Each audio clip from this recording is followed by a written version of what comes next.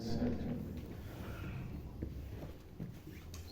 के आखिर से लाइन नंबर 5 सूरह बकरा की आयत नंबर 253। अऊज़ु बिल्लाहि मिनश शैतानिर रजीम। बिस्मिल्लाहिर रहमानिर रहीम।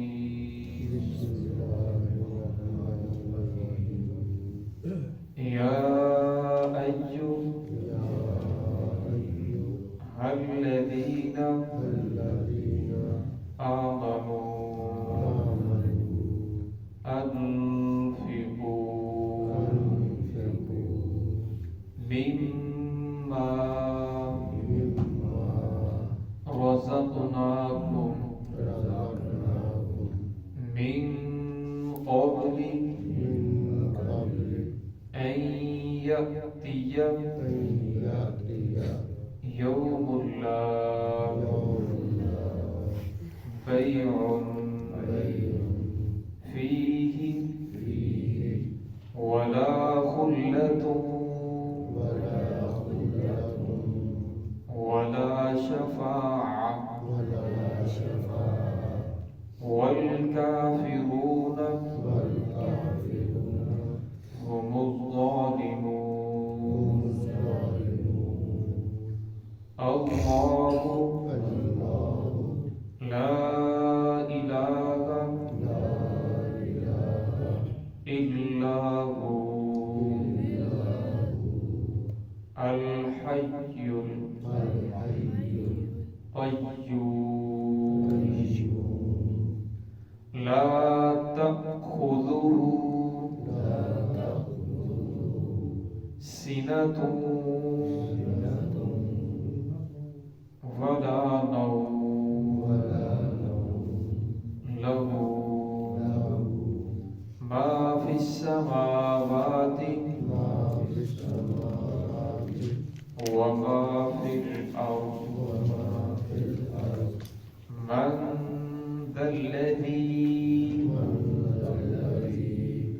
यशफ़अु इंदहु इल्ला बिइज़्निहि यअलमु मा बैन अयदीहिम व मा खल्फहुम वला युहीतून बिशैइन मिन इल्मिही इल्ला बिमा शाअ वसिअ कुर्सियुहु अस्समावाति वल अर्ज़ वला यऊदुहु हिफ्ज़ुहुमा व हुवल अलिय्युल अज़ीम।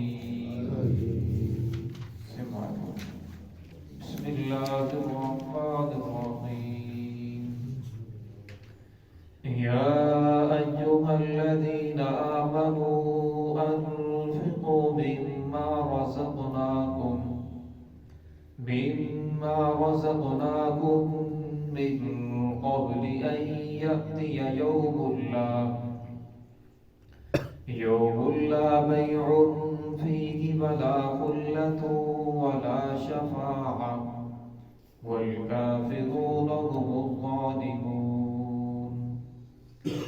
अल्लाहु ला इलाहा इल्ला हुवल हय्युल क़य्यूम ला तअख़ुज़ुहु सिनतुन वला नौम लहू मा फिस समावाति व मा फिल अर्ज़। मन ज़ल्लज़ी यशफ़अु इंदहु इल्ला बिइज़्निहि यअलमु मा बैन अयदीहिम وما خلفهم ولا يحيطون بشيء من علمه إلا بما شاء وسع كرسيه السماوات والأرض ولا يؤوده حفظهما وهو العلي العظيم یا ایھا الذین آمنوا، اے وہ لوگو جو ایمان لائے ہو، انفقوا مما رزقناکم، خرچ کرو وہ جو ہم نے تمہیں رزق دیا، من قبل ان یأتی یوم اللہ، قبل اس کے کہ آ جائے وہ دن، لا بیع فیہ ولا خلۃ ولا شفاعہ، جس میں کوئی بیع نہیں ہوگی، ولا خلۃ نہ کوئی دوستی ہوگی، ولا شفاعہ نہ کوئی سفارشی ہوگا، والکافرون هم الظالمون، اور جو کافر ہیں وہی ظالم لوگ ہیں۔ اللہ لا الہ الا ہو، اللہ رب العزت ہی الہ ہے، معبود حق وہی ہے، الا ہو اس کے سوا کوئی اور معبود نہیں، الحی القیوم وہ ہمیشہ سے زندہ ہے، قیوم اور ہمیشہ سے قائم ہے، لا تأخذہ سنۃ ولا نوم، نہیں پہنچی اسے اونگ ولا نوم اور نہ نیند، لہو ما فی السماوات و ما فی الارض، اسی کے لیے ہے جو کچھ آسمانوں میں ہے، جو کچھ زمین میں ہے۔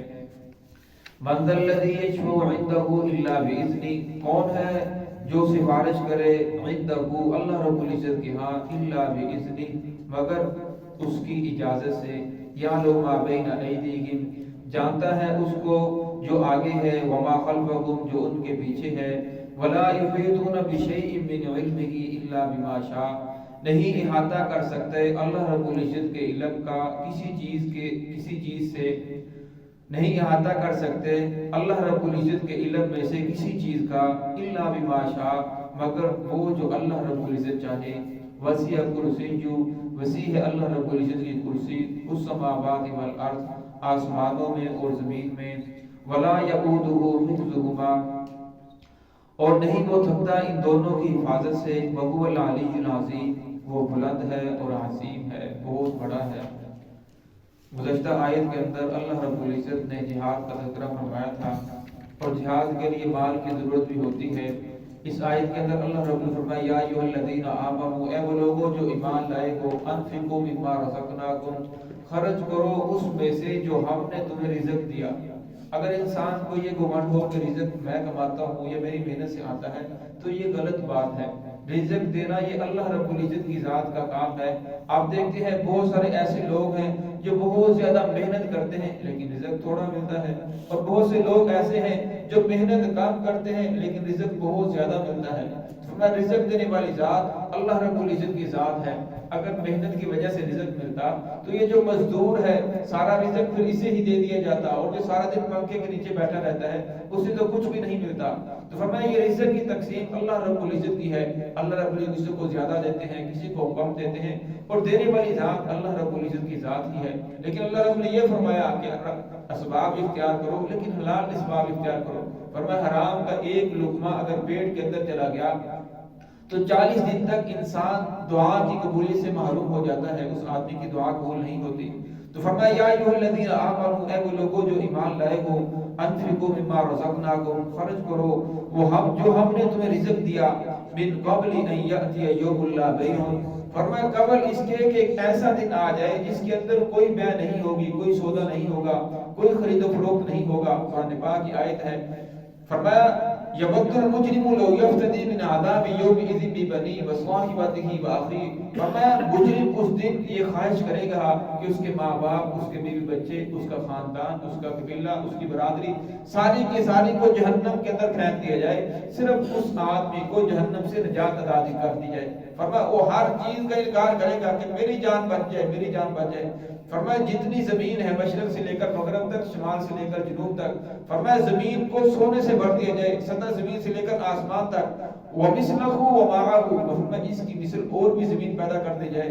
فرمایا اس دن مجرم یہ خواہش کرے گا کہ ساری کی ساری دے دوں، میری جان چھوٹ جائے، لیکن فرمایا اس دن کوئی سودا نہیں ہوگا، کوئی بیع نہیں ہوگی، وَلَا خُلَّةٌ، اور فرمایا اس دن کوئی دوستی بھی نہیں ہوگی۔ دوستی سے مراد ہے گناہگار آدمی کی دوستی، کافر کی دوستی۔ فرمایا ایمان والوں کی دوستی اس دن بھی نفع دے گی. قرآن پاک کی آیت ہے. فرمایا الاخلاء یومئذ بعضهم لبعض عدو الا المتقین. فرمایا دوست اس دن ایک دوسرے کے دشمن ہوں گے الا المتقین، مگر جو پرہیزگار ہوں گے ان کی دوستی باقی رہے گی. حدیث پاک میں آتا ہے، بخاری شریف کی روایت ہے کہ ایک جماعت میں سے ایک آدمی کو حکم دیا جائے گا کہ اسے جہنم کے اندر پھینک دو. فرمایا جو اس کے ساتھ نماز پڑھ اور دوسروں کو کہا جائے گا کہ آپ جنت کے اندر چلے جاؤ، وہ کہیں گے کہ الہ العالمین ہم کیسے جنت کے اندر جائیں، یہ ہمارے ساتھ نمازیں پڑھتا تھا، ہمارے ساتھ اعتکاف کرتا تھا، ہمارے ساتھ روزے رکھتا تھا، تو لہذا اسے بھی جنت کے اندر بھیج دیا جائے. اللہ رب فرمائیں گے جنت کے اندر یہ بھی آ جائے گا، لیکن اس کے گناہ زیادہ ہیں، نیکیاں کم ہیں، پہلے یہ جہنم کے اندر جائے گا اور پھر یہ بھی کچھ عرصے کے بعد یہ بھی جنت کے اندر آ جائے گا. فرمایا جو نیک لوگ ہوں گے وہ بار بار التجا کریں گے، بار بار درخواست کریں گے اور پھر کہیں گے کہ الہ العالمین ہم بھی جنت کے اندر نہیں جائیں گے جب تک آپ اسے جنت کے اندر نہیں بھیجیں گے. تو اللہ رب فرمائیں گے کہ جاؤ پھر اپنے ساتھی کو، اپنے دوست کو جنت سے لے جہنم سے لے آؤ. فرمایا دوزخ کے اندر جاؤ، اس کا بازو پکڑ کر لے آؤ، لیکن دوزخ کی جو آگ ہے تمہارے اوپر بالکل اثر نہیں کرے گی، تمہارے لیے وہ جنت ہی بن جائے گی. فرمایا پھر جو نیک لوگ اس کے ساتھ نماز پڑھنے والے، اس کے ساتھ عبادت کرنے والے جائیں گے اور اس آدمی کو جہنم سے نکال کر، دوزخ سے نکال کر کے لے آئیں گے اور اسے جنت کے اندر داخل فرمائیں گے، اپنے ساتھ لے جائیں گے. فرمایا اس لیے نیک لوگوں کی دوستی، پرہیزگاروں کی دوستی اور جماعت کا بہت بڑا فائدہ ہے، مل کر عبادت کرنے کے بہت زیادہ فوائد ہیں. ولا شفاعہ، فرمایا اس دن کوئی سفارش بھی نہیں کر سکے گا. سفارش سے مراد، اس سے مراد بھی یعنی جو کافر ہے دنیاوی دوستی ہے، گنہگار کی دوستی ہے. فرمایا نیک آدمی کی دوستی حدیث پاک میں آتا ہے. فرمایا انبیاء کرام اس دن سفارش کریں گے، جن کی سفارش قبول کی جائے گی، فرشتے سفارش کریں گے، علماء کرام سفارش کریں گے، حکماں سفارش کریں گے، جو نیک لوگ ہوں گے وہ سفارش کریں گے اور ان کی سفارش قبول کی جائے گی. والکافرون هم الظالمون، اور فرمایا جو کافر ہیں وہ تو ظالم ہی ہیں، ان کے ظلم کی سزا انہیں ضرور مل کر رہے گی. آگے آیت الکرسی ہے، اس کی بہت زیادہ فضیلت ہے. حدیث پاک میں آتا ہے کہ جس آدمی نے فرض نماز کے بعد اس آیت الکرسی کو ایک مرتبہ پڑھا، فرمایا اس کے اور جنت کے درمیان صرف موت حائل ہے، مرے گا سیدھا جنت کے اندر چلا جائے گا. کتنی دیر لگتی ہے کہ انسان فرض کو سلام پھرنے کے بعد ایک مرتبہ آیت الکرسی کو پڑھ لے. فرمایا اس کے اور موت کے درمیان، جنت کے درمیان صرف موت حائل ہے، مرے گا تو سیدھا جنت کے اندر چلا جائے گا. تو انسان کو معمول بنانا چاہیے ہر فرض نماز کے بعد آیت الکرسی کو ایک مرتبہ لازمی پڑھے. ابو ہریرہ رضی اللہ تعالیٰ فرماتے ہیں، ابو داؤد کی روایت ہے، فرمایا کہ رسول اللہ صلی اللہ علیہ وسلم نے مال غنیمت کا جو ڈھیر تھا صدقۃ الفطر کا، اس کے اوپر رات کو میری ڈیوٹی لگائی کہ آپ نے پہرا دینا ہے. اور فرمایا میں پہرا دے رہا تھا، رات کو ایک چور آیا اور وہ بھر رہا تھا دونوں ہاتھوں کے ساتھ، دونوں چلوں کے ساتھ، اور وہ کپڑے کو بھر رہا تھا اور لے کر جانے لگا تو میں نے اسے پکڑ لیا. میں نے کہا میں تجھے رسول اللہ صلی اللہ علیہ وسلم کے ہاں پیش کروں گا، تو چوری کر رہا ہے. اس نے اتنا ویلا کیا، اتنی معافیاں مانگی، مجھے اس کے اوپر رحم آ گیا اور میں نے اسے چھوڑ دیا. اب صبح کی نماز ہوئی، رسول اللہ صلی اللہ علیہ وسلم نے پوچھا آپ یہ ابو ہریرہ آپ کے چور کا کیا بنا؟ تو کہنے لگے مجھے بڑی شرمندگی ہوئی کہ مجھے تو نہیں چھوڑنا چاہیے تھا، لہذا میں نے چھوڑ دیا. تو میں نے معذرت کی کہ حضرت وہ بہت زیادہ منت سماجت کر رہا تھا، معافی مانگ رہا تھا، فرمایا اس لیے میں نے چھوڑ دیا. تو رسول اللہ صلی اللہ علیہ وسلم نے فرمایا کل وہ پھر آئے گا. فرمایا کل رات پھر میں پہرا دے رہا تھا، اب مجھے یقین تھا کہ رسول صلی اللہ علیہ وسلم نے فرمایا وہ پھر آئے گا. فرمایا وہ دوسری رات ہوئی تو پھر وہ آخری پہر کے اندر پھر آیا اور پھر وہ گلا اٹھا کر جانے لگا. تو میں نے پھر پکڑ لیا اور میں نے کہا آج تو تجھے نہیں چھوڑوں گا، کل میں نے تجھے چھوڑ دیا تھا. اس نے پھر اتنا رویا، اتنی منتیں سماجنے کی میرے تو بچے بھوکے ہیں، میں تو چور نہیں ہوں، مجبور ہو کر میں نے چوری کی ہے، میں ایسا آدمی نہیں ہوں، میں تو مانگنے والا نہیں ہوں. تو فرمایا مجھے پھر ابو ہریرہ فرماتے ہیں کہ مجھے پھر اس کے اوپر رحم آ گیا اور فرمایا فجر کی نماز پڑھی تو رسول صلی اللہ علیہ وسلم نے پھر پوچھا ابو ہریرہ تیرے چور کا کیا بنا؟ تو کہنے لگے کہ مجھے بہت زیادہ شرمندگی ہوئی کہ مجھے تو نہیں چھوڑنا چاہیے تھا، مجھے رسول صلی اللہ علیہ وسلم کے ہاں پیش کرنا چاہیے تھا. تو کہنے لگے رسول اللہ علیہ وسلم نے فرمایا اچھا کل وہ پھر آئے گا. تو کہنے لگے اب میں نے دل کے اندر سوچ لیا اگر کل آیا تو آج تو میں نہیں چھوڑوں گا، صرف پھر رسول اللہ صلی اللہ علیہ وسلم کے ہاں پیش کروں گا. فرمایا جب تیسرا دن ہوا، رات کے آخری پہر کے اندر پھر وہی چور آیا اور فرمایا جب وہ غلہ اٹھا کر جانے لگا تو میں نے اسے پکڑ لیا اور میں نے کہا کہ آج تو مجھے نہیں چھوڑوں گا بلکہ رسول اللہ صلی اللہ علیہ وسلم کی خدمت میں پیش کروں گا. تو کہنے لگا اچھا میں آپ کو ایک وظیفہ بتاتا ہوں، اگر اسے پڑھ کر تو پھونک دیا جائے تو یہاں چور نہیں آئے گا، آپ کو کوئی پریشانی نہیں ہوگی، آپ سکون سے سو جاؤ. تو کہنے لگے اس نے یہ آیت الکرسی پڑھ کر سنائی تو رسول اللہ صلی اللہ علیہ وسلم نے فرمایا تھا تو وہ جھوٹا لیکن سچ بول گیا اور وہ شیطان تھا. تو آپ صلی اللہ علیہ وسلم نے فرمایا اگر رات کو سوتے وقت اس آیت الکرسی کو ایک مرتبہ پڑھ کر پھونک لو، فرمایا آپ جنات سے اللہ آپ کی حفاظت فرمائیں گے،